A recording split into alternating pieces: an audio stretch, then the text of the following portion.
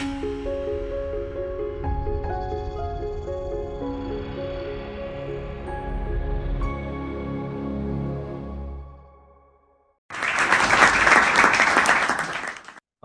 hasn't felt a sense of awe while looking deep into the sky, looking at countless stars on a clear night? Who hasn't asked themselves if ours is the only planet that supports life? Who hasn't pondered the nature of the planets, stars, galaxies, and the universe itself? So, by studying the cosmos beyond our planet, we can understand where have come from, where we are going, and how physics works under conditions which are impossible to recreate on Earth. And as we know that astronomy has played a very central role in Vedic culture. So today our session is on the book discussion of In Search of Light through the lens of Vedas and science. And for this, it's a pleasure to have with us Sir Venkat Ramananji, who is an engineer by profession residing in Mumbai and is an early alumnus of BITS Pilani and IIT Kharagpur, India, a technocrat and a lifelong student and practitioner of Hinduism. He has been a consultant on ME development for over 3 decades and had worked with agencies and enterprises across India and overseas. He has also authored 2 books earlier. So, sir, I will handle over the presentation to you and you can start from here, sir. Thank you so much. Thank you. Let me at the outset thank the Indus University for having given me a chance, a platform to talk to people. I'm really thankful for that. Today, while introducing the book, the name of the book is In Search of Light. What happened from the time of human evolution, almost 60,000 years ago, man has been looking at the creation and he was fascinated. He didn't know what the stars are, what the day and night is, and how the seasons change, everything that worried him. That worried, and it also created an enthusiasm in him to search it more. So he started a search in looking at the creation. And the first word, the search, comes from there. But during the search process, he said there should be somebody who must be the key person, or some key energy should be there, or some key light should be there, which should be the prime reason for all this creation. So he searched for that light. Now, in this book, what we have done is we are searching for that light. That is the real topic for the day. Okay, now what is this book about? This book says that the inquisitiveness and the interest of the human race over the last so many years, 60,000 years, from the time of the cognitive revolution, has been just summarized in the first few pages. And then from this inquisitive search, we learned certain lessons. We understood certain thing about them. No, at no point the knowledge is complete. We know something, but we don't know many things. But at that point, from that new lessons, we thought how we can really make our life better. After all, ultimately, our interest should be the take home, that having the knowledge, how we can make our life better. That was so this book deals with this. And it also when you are searching for something, you need certain roots. Now, there are 2 main roots. One is Vedanta, or the knowledge that the Indian seers got it. The other one is through science. Now, science as against Vedas, what do they say? In case of Vedas, I will say it is a religion and spirituality. We are putting all of them together under one word, Vedas. That is what we are trying to do. So the highlights is we are talking about science, Vedas, how they are exactly what they found out immediately, what are the commonalities, what are the divergences in the paradigms, and how they are looking. Primarily, science is like a thing which goes step by step. It is just like a train that moves from here to Ahmedabad, where you just see every station, you see every tree, every house and everything. So it just builds up the subject step by step. So unless he sees it, it's not satisfied.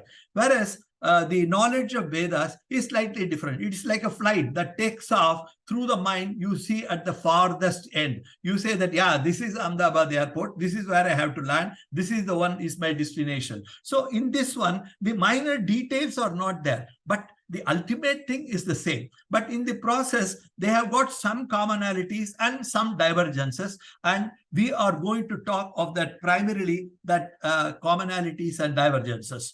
Okay. And in order to say Vedas, let me put this thing. For example, let me say, I have to explain to you, when I say Vedas, it is just not one book or one document or one. There are so many things that have been put together under the group of Vedas here. All of us, we know that there are 4 Vedas: Rig Veda, Yajur Veda, Sama Veda, and Atharva Veda. That is very, very common. It has got its own division, huge division. Samhita, Brahmana, Aranyaka. Each are very large. It's a huge document.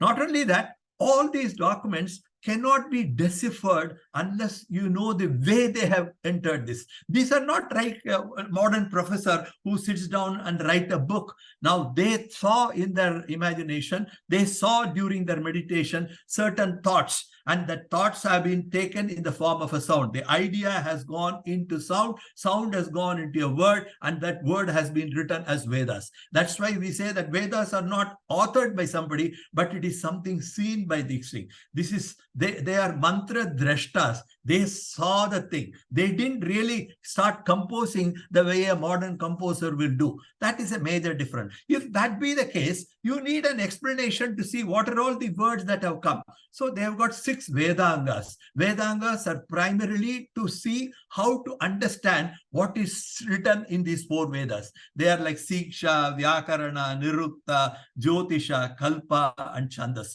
These are nothing. I will not go into the detail. I'll just say these 6 are by itself are huge subjects. And people are there who are specializing only in Siksha, only in Vyakarana, only in Nirukta, and so on. Now, all these 6 help you to understand in the right sense the Vedas. Okay. Now, when it happened, we have got 4 more divisions called Ayurveda, Atharva Veda, Dhanurveda, and Gandharva Veda, which gives you the knowledge of the worldly knowledge. This worldly knowledge is required. It is not enough if you know only the Supreme. You need to live in this world. So what you need, these 4 gives. So this 4 plus 4, 6 plus 4, 14 things are called basically Vedas. When we say Veda, we are giving a composite word for all these 14. Now, all these are written elaborately. And if I have to read only Rig Veda Samhita, it takes 24 hours of reading.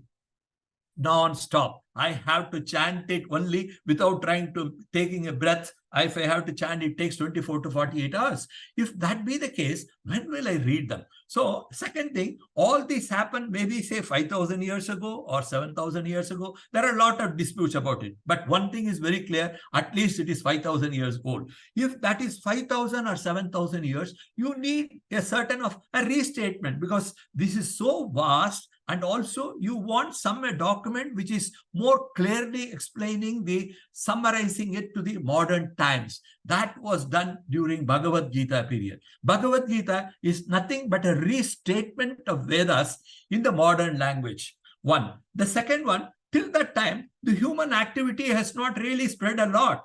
They were primarily in the forest. They were all the dwellers in the forest, and then they used to collect food. They used to pray. They used to do. But by the time the different fields, for example, making the metal, making the wood, making the roads, all of them have started developing. So until that time, the karma, the word karma was primarily regarding the Vedic karmas only.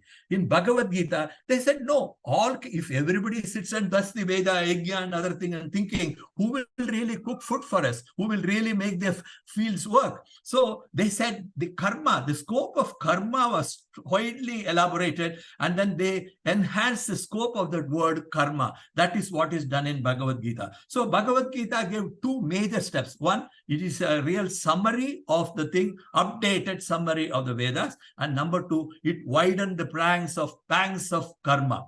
Now, apart from these 14 Vedas have got some theory behind it because all of them explain in detail. Now, I would love to know what exactly is the thesis or the real core of that. That is being explained in Upanishad.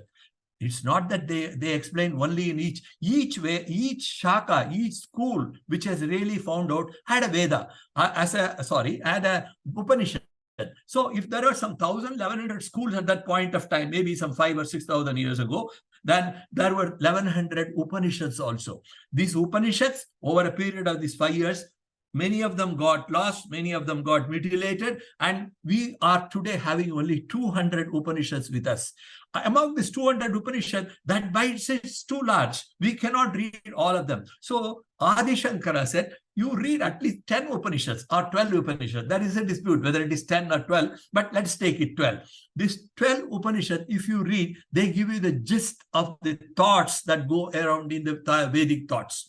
So he shortlisted that three. And the entire Vedas are so large document, they have to be written in a formula. If I have to explain the chemical reaction, I can't write that oxygen plus this H2 is equal to H2O. We put a formula. So they wanted a formula sort of a thing. That's why they said Brahma Sutra. The main thoughts of Vedas have been written in sutras, in a short document, so that you can remember them. I don't have to remember some 55 pages, but I can remember one line of Brahma Sutra, which will tell me the thing. These three basic documents, Upanishad, Bhagavad Gita, and Brahma Sutra, they are called Prasthanatraya. They are the fundamental documents of Vedas.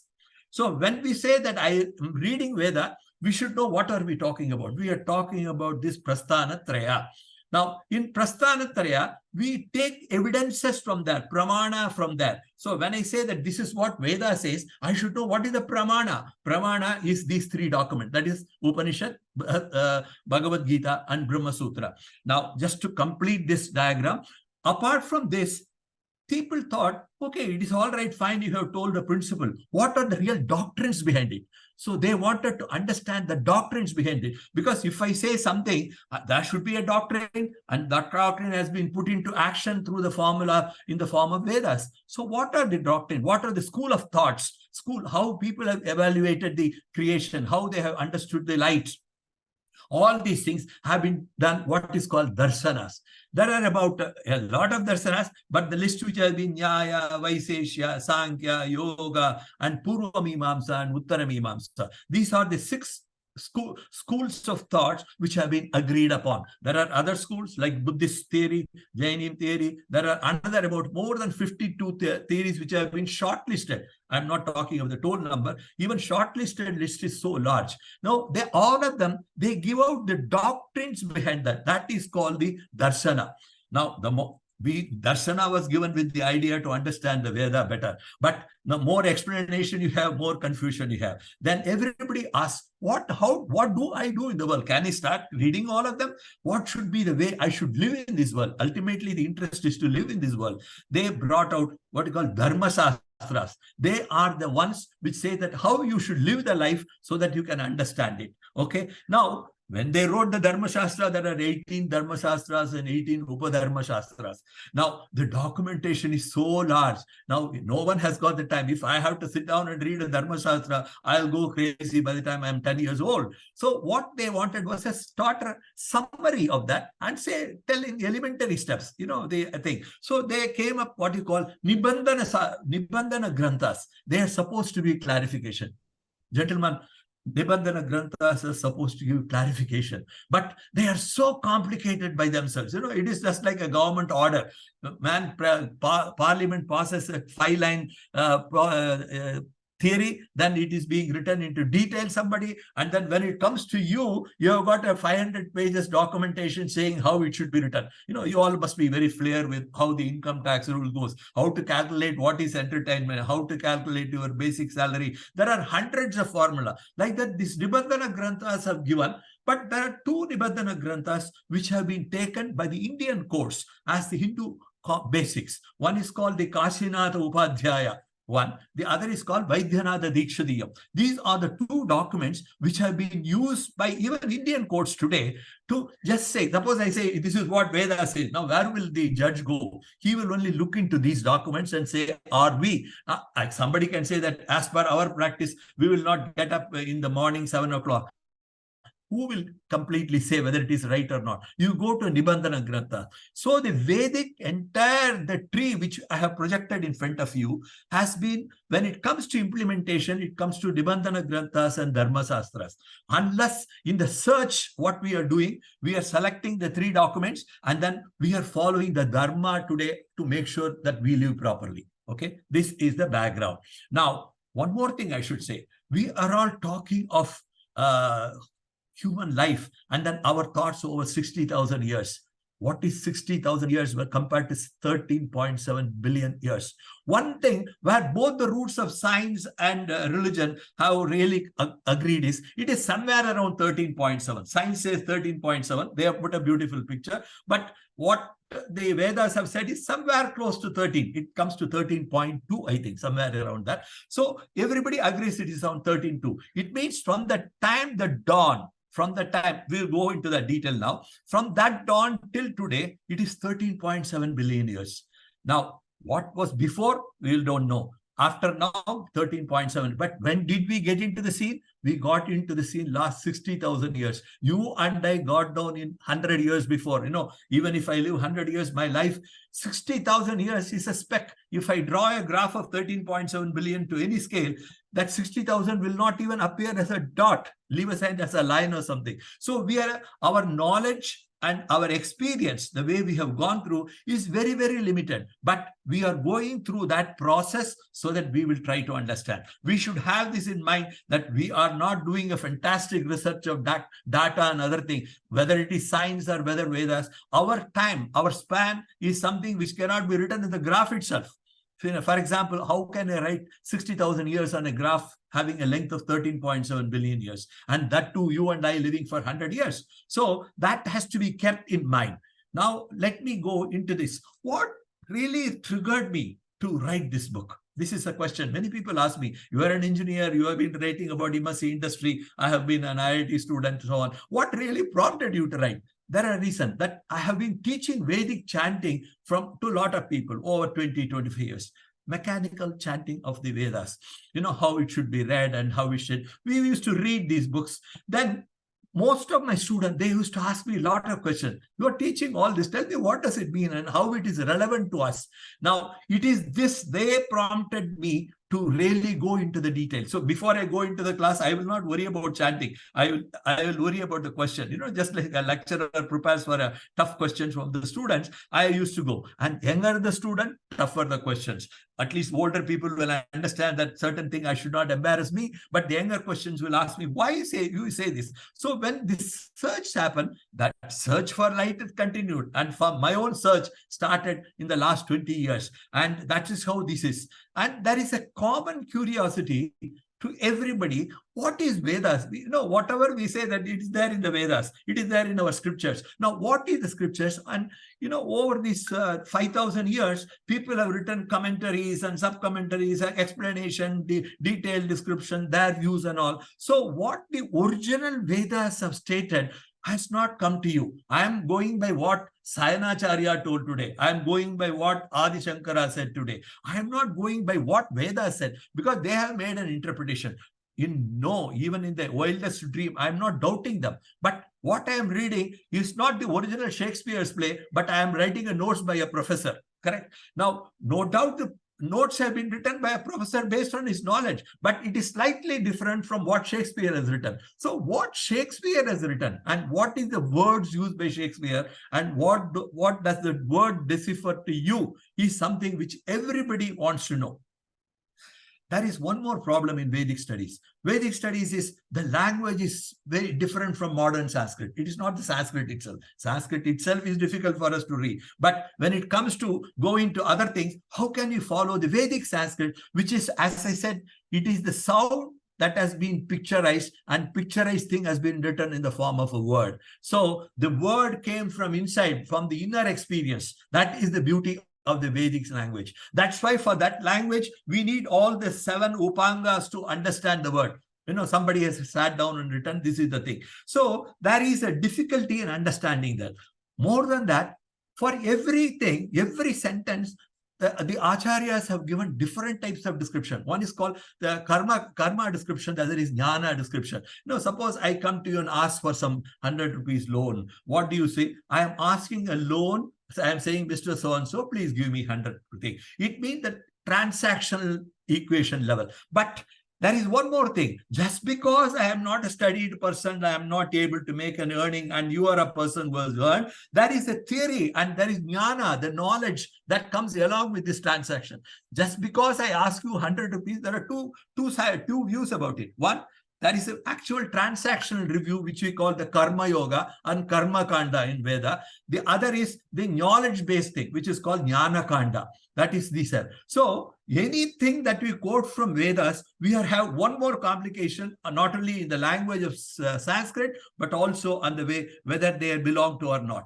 Now, this book I have targeted for the youngsters who really want to understand, because there is a acute interest by everybody. Most of the American universities today are studying, because this, I will show you later one picture which will tell you how we are able to see, how the Indian sages could see something which even today scientists are finding it difficult to see. That is the way. So this is primarily meant for that target audience. Now, by going through what will happen, I have tried to give here as far as possible word by word meaning for the Vedic translation. I have not put my thoughts. To some extent, I am not qualified to put my thoughts. But I have put what exactly they have said. I have put it as is, where is.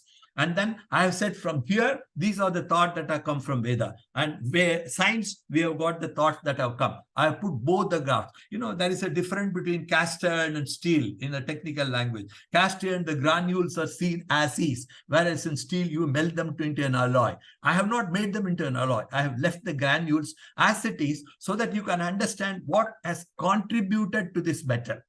Okay, this is the difference. Now, in order, I know the modern world, people understand English better than Sanskrit because the readers are so vast.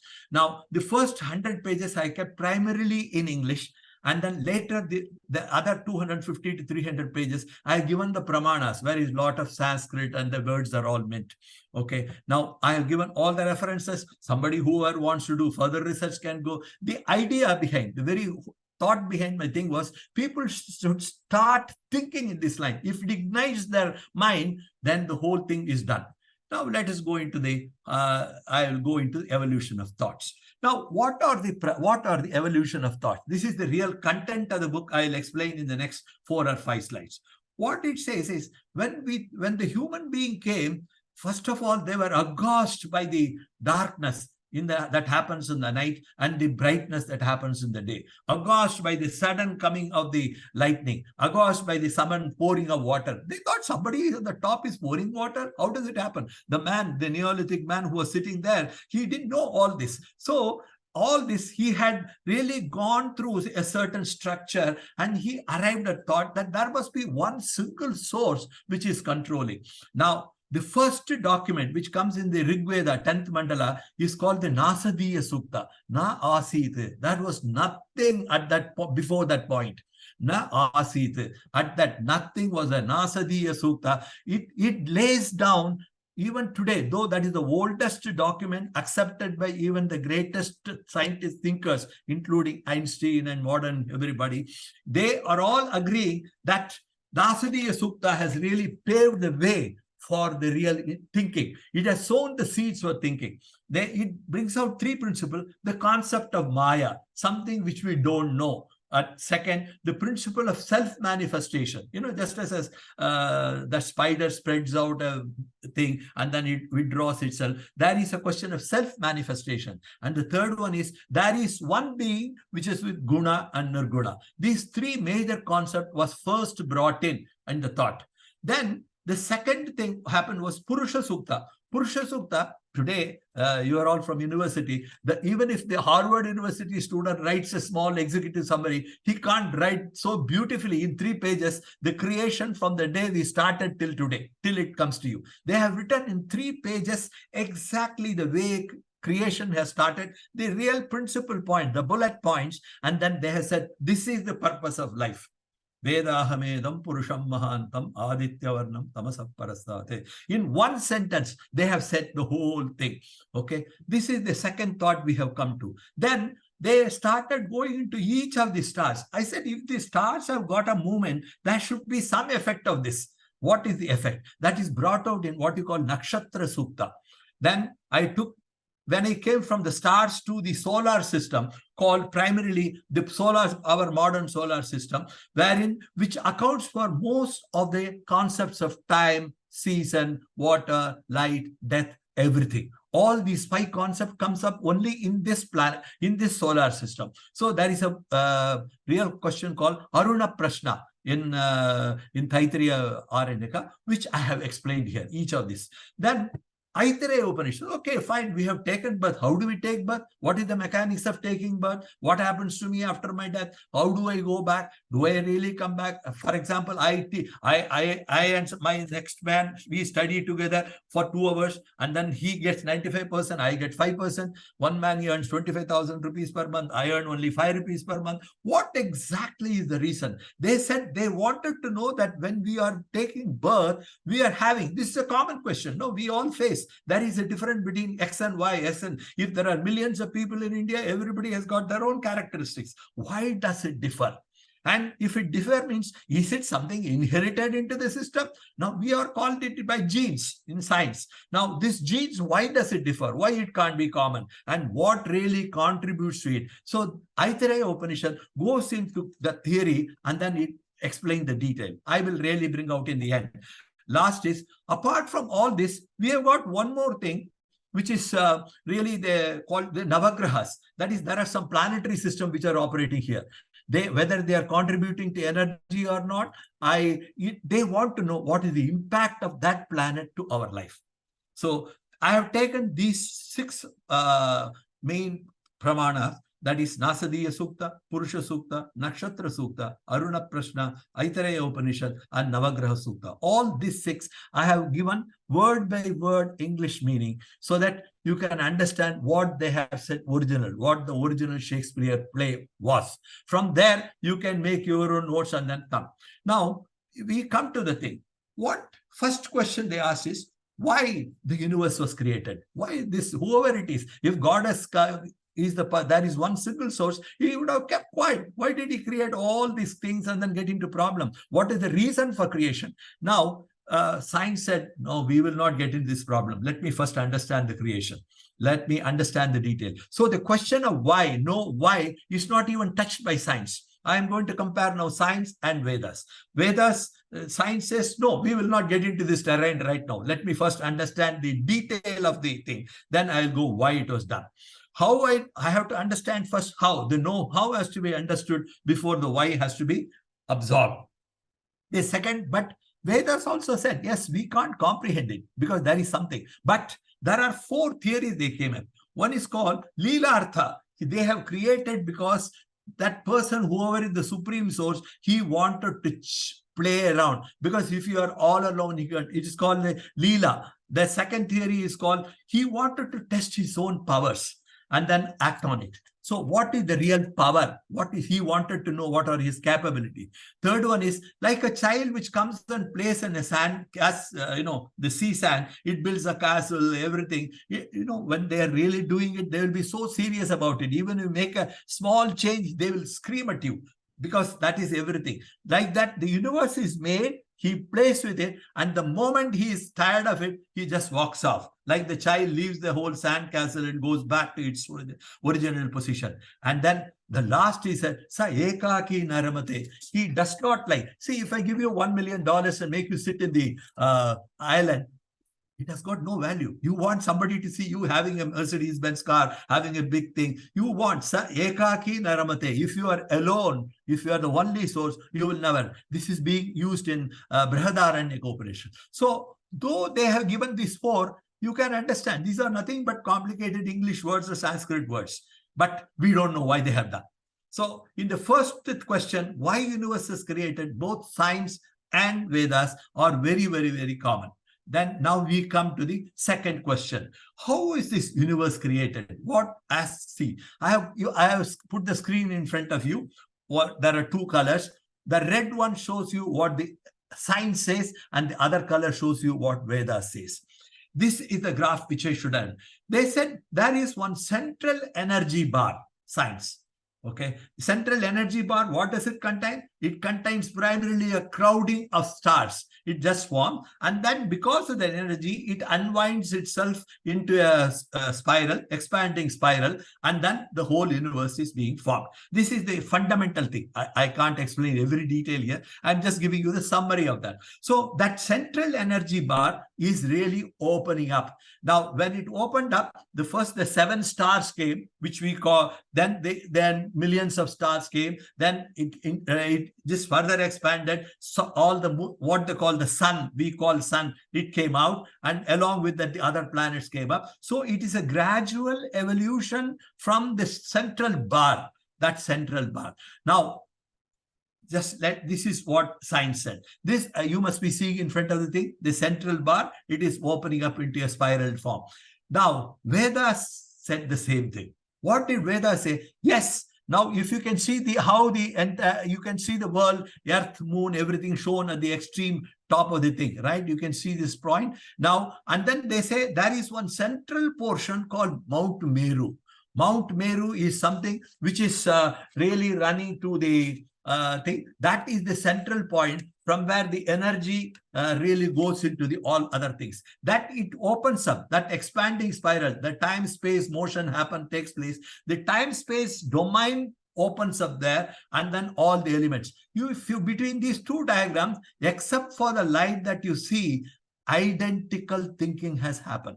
One calls it a Mount Meru, the other is called a central bar. Both of them agree, it opened up into a spiral, they also agree. So all of them, science and Vedas, they agree in the second part, namely what is the source of the thing. Now, this is the second part. Then when the energy comes out, the real point is when the energy comes out from the central source, it comes at different frequencies and intensities. First, it really comes into 5 major parts, then 5 divides into 500, 500 divides into 5,000, and so on. So you form an energy maze of different frequencies. This is what Vedas say. Exactly the same is being told, science says, and exactly the same is told by Vedas also. What they say, one names it as a frequency, whereas the other call it a deva. When the energy comes, you can call an energy wave frequency F1, F2, F3, F4. That's what science calls. Whereas Vedas call it Varuna, Indra, and so on. So many names they have given. We understand that there are thousands of names in Hindu thinking. All of them are nothing but frequency bands. So they said there are some frequency bands, which both of them agree. And then it is because of this thing, the quality differences are appearing in the waves. And they are called devas. This deva means diyate iti devaha. The person who gives you energy and power is called a deva. That is nothing but an energy wave. There is nothing like a man sitting there and Indra sitting and giving you power. It's not Saraswati who is sitting and giving you the power. That wave, that energy frequency is able to trigger in you that knowledge thing, that is able to trigger your power. So they are the devas. This is the difference. So, but both are common. Now, when these energy waves come down, they get vectorially added. They get vectorially different. Now, normally science says there is a vectorial addition. Vedas says exactly the same. The term used is called the concept of panchikarana. Panchikarana, in what is told in Aitareya, Aranyaka, is the two energies, when they join in a particular way. Now, how they join and how they join and together, I'll show you one diagram at the end, that join together to form different frequencies. Not only that, these frequencies have got certain power and also certain qualities. See, power is only how much of you will be able to energy levels, whereas this energy has to have certain quality. So the Vedas make a slight distinction between the science. It says it is not merely the frequency and power that is coming to you. It is also the quality that is coming to you. When it comes into the flow of energy, gets vectorially added, divided into so many courses, and then finally it comes due to the process of panchikarana, it just forms an energy maze all around you in this universe. That's what you are sitting in an energy wave. That is the idea. Okay, now during this flow, the real question is, when the energy flow happens, that there is first energy is there, then there is some consolidation into mass. Then mass travels with a tremendous speed, it gives out energy back again. Then this energy comes. So there is a frequent conversion of matter into energy and energy into matter. This is exactly what is told by science. I'm putting in the long and short of it is, there is a conversion of matter and energy mutually, energy to matter.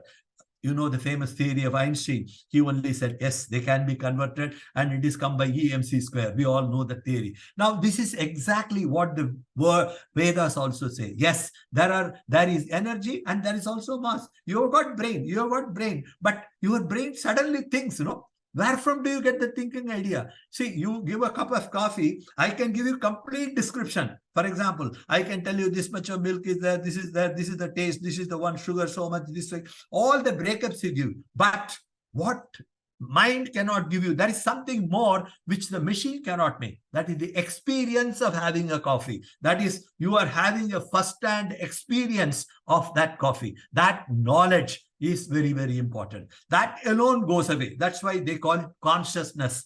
If you look at the modern science theory, everybody is working after consciousness. We say how the brain works because we are through electric pulses. Fine. Electric pulses is fine. But electric pulses, how does it give you a feeling of happiness? Some electric pulse gives you a feeling of fear. Some electric pulse gives you a knowledge. How does that conversion of that power, that mechanical thing into an experience, first person experience, is something what the science is gazing.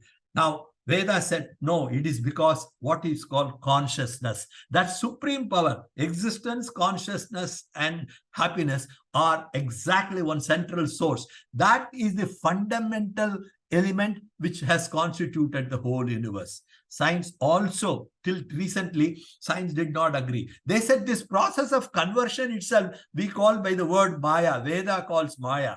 But science said, no, this Maya sounds like a cinema movie. No, it does not appeal to us. There is no concept. But if you look at the modern theories, Einstein said theory of relativity. Then came Heisenberg, is a theory of uncertainty. Then came the third theory, which has given the knowledge of unknowability. He also gave a nice word, hierarchy of ignorance.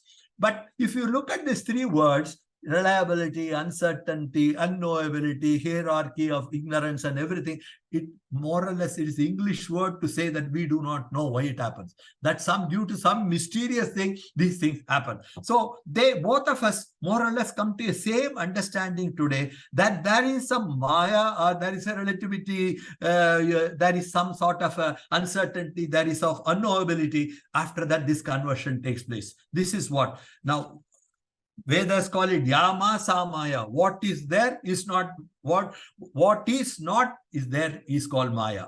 I see a rope, and the rope in the slide, in the evening hours, it looks like a snake to me.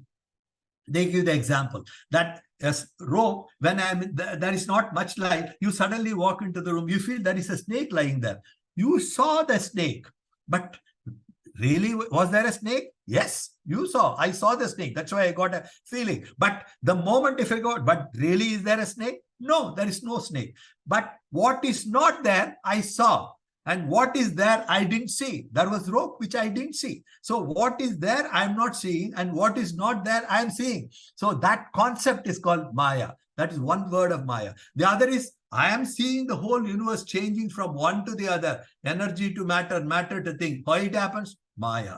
Now, both of them are the two theories that has come up both in science and thing. Okay. Now, the Maya and Vedas have explained to you. Now, this diagram I have explained. Now, as I showed you yesterday, as I showed, the cosmic waves come through the different stars, and then they come through the planets, they get vectorially added, they come towards the moon, because as you move in, because if you see the thing, it moves down to moon. Moon is an element, it does not add any element, this is a multiplier. Moon is a multiplier. Suppose you must be hearing, in our houses, they say on the full moon day and the new moon day, there is a lot of energy. It is purely a multiplier. Whatever wave comes, the strength comes, it just multiplies. Good, it will multiply by 10. If it is bad, it will multiply bad by 10. So the moon is a multiplier. Then that further travels down, And then there are two other energy points. It is called Navagraha, another thing. This Rahu and Ketu are not really physical planets.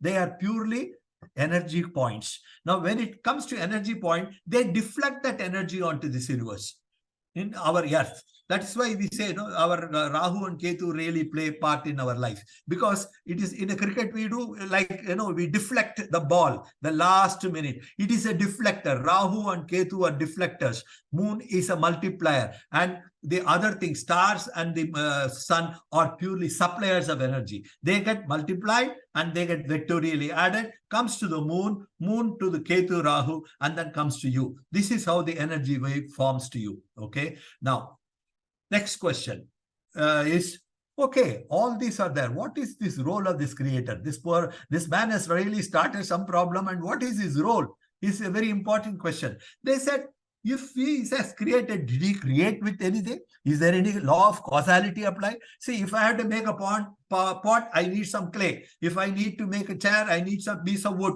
Now, but so it means there is some raw material with which I can make. Did he make this whole world with certain thing? Was there a causality?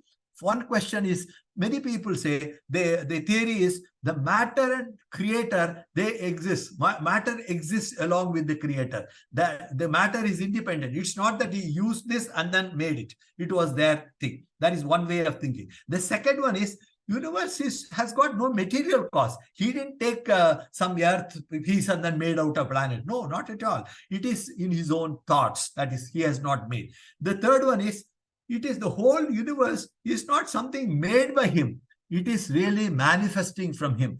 Just as a spider, I have shown the top spider's photograph. Now, the spider spins its own web from itself. It comes out of its body and then it withdraws everything into itself. The same way, the creator has really expanded and self-manifested the whole universe, and then he is taking them back. That is the third one. The last one, the modern theory of thing is, it is not really thing. It is an illusion. Just as you lie down on a cinema theater and then watch at the screen. Now, you are part of that earth, part of the ground, part of the screen, because these are all material things that are happening. Then suddenly you see a cinema being projected. Now, cinema projection is independent of the screen. Now, the screen is not affected by this. The screen, we, the people, we, the universe, are not affected by what is created around. This happens there on the screen and we are watching it. So the entire play that we see is purely an idea of his own concept of illusion. That is called Maya. That is, he is seeing. Just as we see a dream, in dream we see so many things. We get $1 million, or we eat a cake, half cake. Next day you don't go back to the dream and then open the fridge and then see for the cake. No, it is not there. That cake was not there. It was the last day's movie, and today's movie does not continue with that. So this is the fourth theory about the creator. Now, there are certain distinctive characters in this creation. One is matter and energy. I think I have explained that to you. Second one is ability of self-manifestation and withdrawal, just as a spider would do. The third one is he has got both guna and nirguna. For example, he is a person, is a light. Now, he has got so much of characteristics with him. Now, he does not always display. You suppose you go and stand. You may be a cricket player. You are also an actor. You are also a good cook. But you don't keep on activating. When it needs, he is able to bring the gunas, the different characteristics. And then you get a different personality of name with you. So this is, they said there is a guna and nirguna. Both are possible. Then the real sound, the energy purely travels in the form of a wave, and it could be sent. It could be in the form of energy or sound. Okay. Now, okay, all this is fine. Now, what do we do? What are the characteristics of this creation? This creation, there are two. The creation has got a law, which you call Rita and Satya. Rita is the cosmic law. Satya is the transactional law which happens in our planet. If you really cut the tree, the rain will stop. If you do this, this will happen. This is happening in the modern world, into the visible world here. Now, Rita is the order. So if you keep the stars come, they give the energy, and then the sun moves, and then the whole world revolves around the earth, and that creates season, that creates season, the rain comes. All these are called Rita. Rita means nature's or cosmic order. And Satya is once it touches the ground, we come into play. What we do is we use water, we keep on fighting for water, we are doing this. These are all our problem. What we have to follow some rules with it. So there are two sets of rules. Rules of the cosmos and rules of the modern living. That is what you call Satya. Now, if you follow Rita and Satya, whatever is there, in that case, you will be able to. Actually, there is a saying in the Vishnu Sahasranama, Ritagam Satyam Param Brahma. If you want to understand that creator, if you want to understand the true creator, you understand Rita and Satya. You are following him. That is what it says. Ritagam Satyam Para Brahma. Now, this Rita order, this changes very, very orderly way. Now, you have to follow that order. If you go and do some disturbance, if you keep on breaking the mountains, if you keep on killing the forests and so on and so forth, definitely some minor changes it can accommodate. But if you do it extremely, it will not be tolerated. It will come with a tsunami and then take up the whole land. It will come with some other all the major disasters. Now we hear of some rainfall which is beyond normal, change of weather. The old modern, the United Nations keeps on talking about how we should live in sync. The fact, the Vedas and science, Vedas in particular, they say is you must live in sync with nature, then you will be happy. Okay. And one more thing they have read, the creation is perfect by itself. We don't have to create something new to them. What we are trying is only a minor change. Are we creating any material? No, we don't create any material. We are doing only conversion. We are conversion of the ore into metal, metal into steel, sheet into car, and so on and so forth. So the whole world, the principle is the creation is perfect and it is complete. What we do is purely modifying them to suit into our yuka. That is one principle. That is the characteristic. The other thing is called the whole universe. The creation is mithya. Mithya means, mithya does not mean it is illusion. It is not me. It's not a change. The way I lived some 20 minutes ago when I started the lecture, and now I am different because I have traveled through the world has traveled through, the planet has traveled through, my mind, I have become 40 minutes older. Everything has happened. With every second, there is a change. There is a continuous change in this universe. That is called the order of the day. And that continuous change is called mithya. You see, that universe is happening. That is the principle they are given. Now, the other thing which is most important, you don't have to, our study is what? We wanted to understand what is that light. Search for light. Now, the searching process by itself, the searching route itself, the searched item themselves are the light. The creator and his attributes are no difference at all. They are one and the same because it is the creator who has created all this, and that is why the creator's attributes and the creator are one and the same. Okay. Now, I have gone into the thing. It is going to take a lot of time, but I will really explain to you particularly, it is very definitely essential if you read the Aitareya Upanishad. It comes out what exactly happened pre-creation stage. That is being told in an Asadiya Sukta and also in the start of creation. That is something which I told in the beginning. Now, once that Hiranya came, Hiranya is the ball which exploded in science to give a big bang. From that time, what happened is there were first an inorganic evolution. All the earth, all the planets, everything, material changes happen through matter to energy, energy to matter. The first thing that is happened is organic evolution. Now, what's that inorganic evolution? Now, once inorganic evolution happened within the planets, within the universe, within the earth, the organic evolution took place. Then came the man. Then when the man came, animal came, planets came, and everything. And then they are talking in detail of what happens to man. Is he creating man every time? Or is the man following a route and then he is coming? They brought in the principle of transmigration. That is, after I have lived, I go somewhere, that we will see detail. But after that, we come back to this earth again. What for and why is being discussed. But what is really happening, there is a theory of transmigration that is happening. Okay. And then how these different feelings of emotions and feelings. Now, if I show you a 100 rupee note, one man laughs, the other man just says, like a sage, he says he doesn't move at all. How that emotions and feeling change in the individual, that is being explained in Aitareya Upanishad. Then it really gives the most important part. Now, these energy waves, this energy mass has got its own agencies, which will give you of your comfort in sustenance of objects in this world. If I have to live, I need planets, I need plant, I need food, I need air, I need water. Now, all of them are to be continuously replenished for my use. Now, this is being planned with the help of the human thing, by the way of sustenance of these objects are happening automatically with the help of what they call the demigods. Okay. Now, this is the diagram I wanted to explain. This is a big bang. You can see the left one.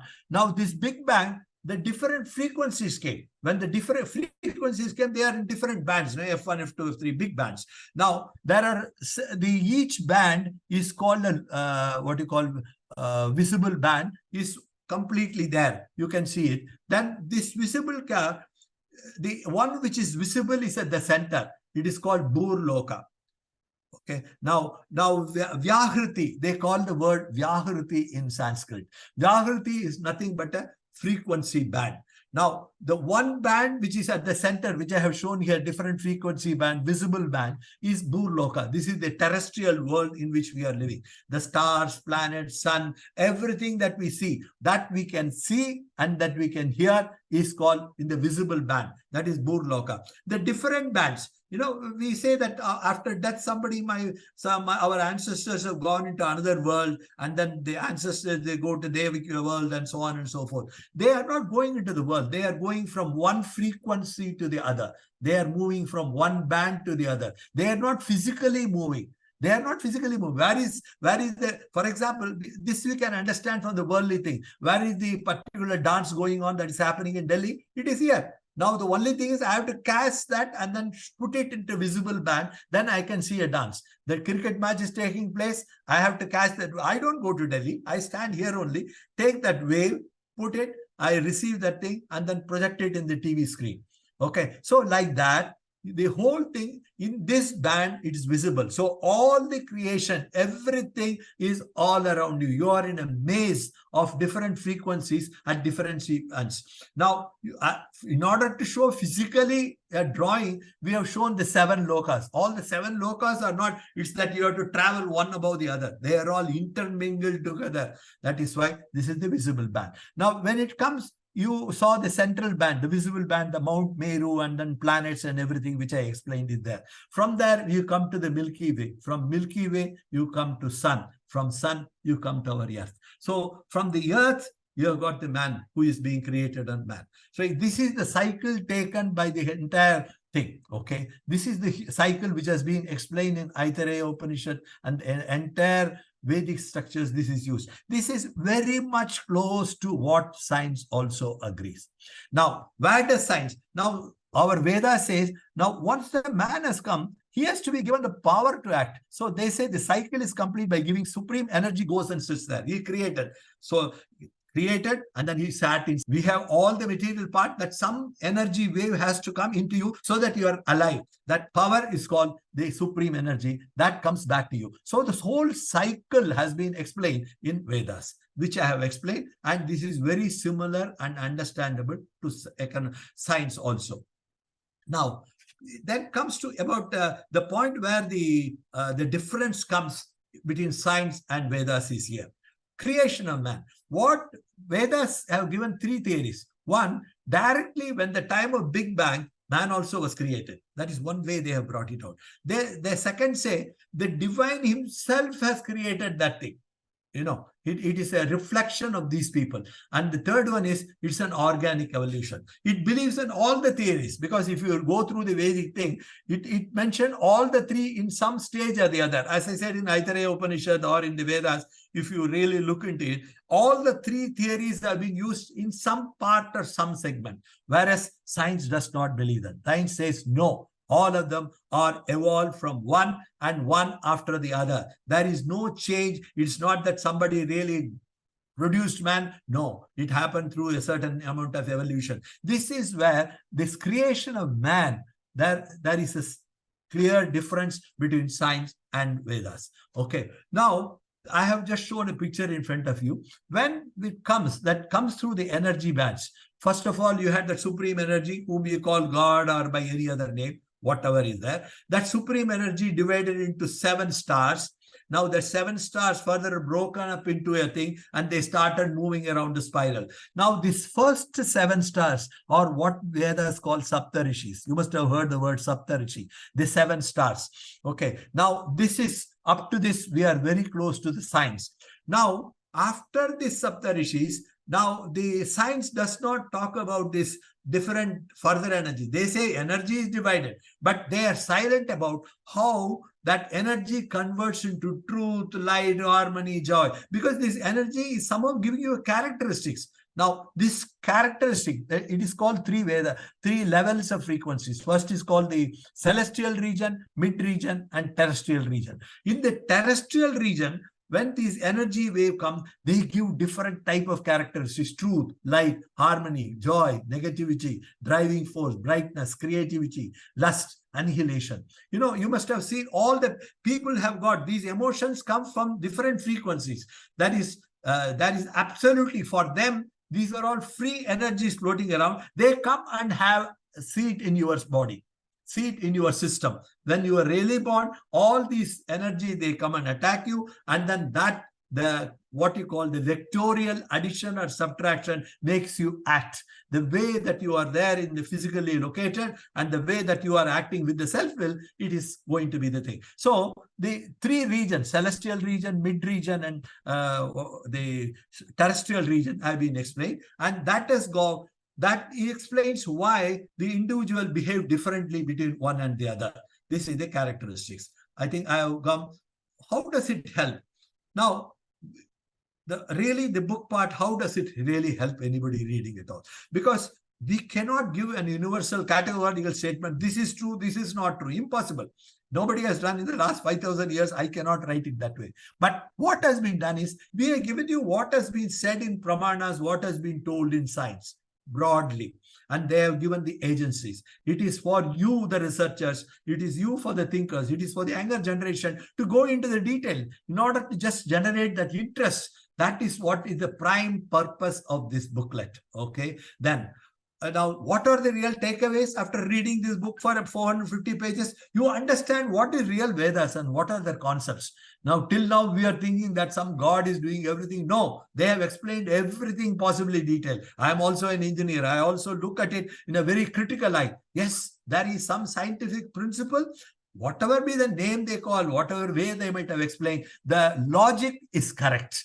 That is beauty. Okay. And then you should need to know the approaches available, science and philosophy. You will ask, which is a better route? In real sense, there is nothing like better. As I said, you need to have both science and Vedas, because Vedas give you a long-term vision, whereas science give you step by step. Unless I know step by step, I cannot grow. In my over a period of 60 years, I will travel along certain distance, whereas I need to go for maybe some millions of years, millions of miles to understand the whole thing. So you need both of them together to know. And most important, you should know that you're living in a maze of energy, and that is making the life. And if you have to make the beneficial, if you want to make that supreme beneficial to you, you have to understand that maze and act. You have to be led.